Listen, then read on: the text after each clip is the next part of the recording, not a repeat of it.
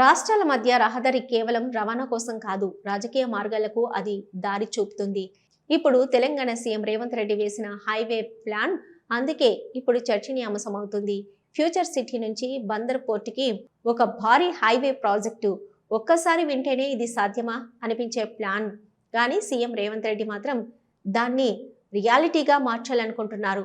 తాజాగా ఈ ప్రాజెక్టుకు సంబంధించిన ప్రాథమిక అలైన్మెంట్ను కేంద్ర ప్రభుత్వానికి సమర్పించారు. ఫ్యూచర్ సిటీ కలనా, కాన్సెప్టునా? తెలంగాణలో కాంగ్రెస్ ప్రభుత్వం ఏర్పడి దాదాపు 2 ఏళ్లు పూర్తవుతున్నాయి.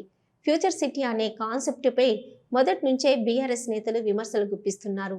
ఇది ఊహల పల్లకి, అసాధ్యమైన ప్రాజెక్ట్ అని ఎగతాళి చేశారు. కానీ రేవంత్ రెడ్డి విధానం వేరే.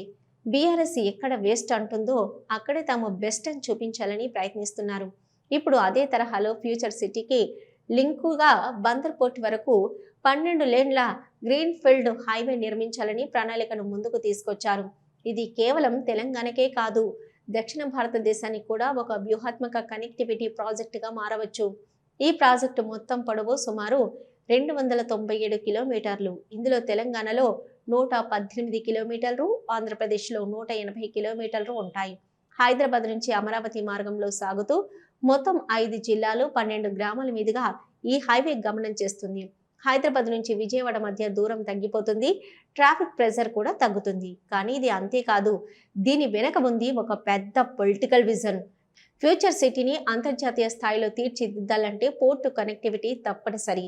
పెట్టుబడులు పెట్టే కంపెనీలు తమ ఉత్పత్తులను సులభంగా సముద్ర మార్గాల ద్వారా ఎగుమతి చేయగలగాలి. అందుకే ఫ్యూచర్ సిటీ నుంచి బందర్ పోర్ట్ వరకు హైవే అనేది మౌలిక సదుపాయం మాత్రమే కాదు, ఇన్వెస్టర్లకు సిగ్నల్ కూడా. ఇక్కడ పెట్టుబడి పెడితే రవాణా సులభం, ఎగుమతులు వేగంగా అనే నమ్మకాన్ని ఈ ప్రాజెక్టు ఇవ్వగలదు. ఇప్పుడు ఈ హైవే రేవంత్ ప్రభుత్వానికి రాజకీయంగా గేమ్ చేంజర్ అవుతుందా, లేక బూమరాంగ్ అవుతుందా? 2028లో ఎన్నికలు ఉన్నాయి. ఇప్పటికే ఈ ప్రాజెక్టులో కనీసం ఒక స్ట్రెచ్ అయినా పూర్తయితే అభివృద్ధి చేస్తున్నామని కాంగ్రెస్ చెప్తుంది. కానీ ఏది జరగకపోతే బీఆర్ఎస్ చెప్పే ఫ్యూచర్ సిటీ ఒక కళ మాత్రమే అన్న మాట ప్రజల నమ్మకాన్ని పొందవచ్చు. ఇప్పటికే బీఆర్ఎస్ నేతలు సోషల్ మీడియాలో ఈ హైవే కూడా ఉత్తుత్తి ప్రకటన అని ప్రచారం మొదలుపెట్టారు.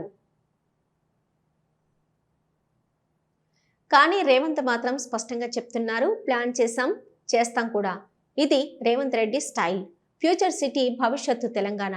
ఫ్యూచర్ సిటీని ఒక రియల్ ప్రాజెక్టుగా మార్చగలిగితే అది తెలంగాణలో మొదటి గ్లోబల్ ఇన్ఫ్రాస్ట్రక్చర్ సెంటర్గా అవతరించవచ్చు. టెక్ కంపెనీలు, మ్యానుఫ్యాక్చరింగ్ యూనిట్లు, ఎగుమతి వ్యాపారాలు ఇవన్నీ అక్కడే కేంద్రీకృతం కావచ్చు. ఇది రేవంత్ రెడ్డి చూపే తెలంగాణ భవిష్యత్తు. ఇలాంటి మరిన్ని అప్డేట్స్ కోసం మా ఛానల్ను సబ్స్క్రైబ్ చేయండి.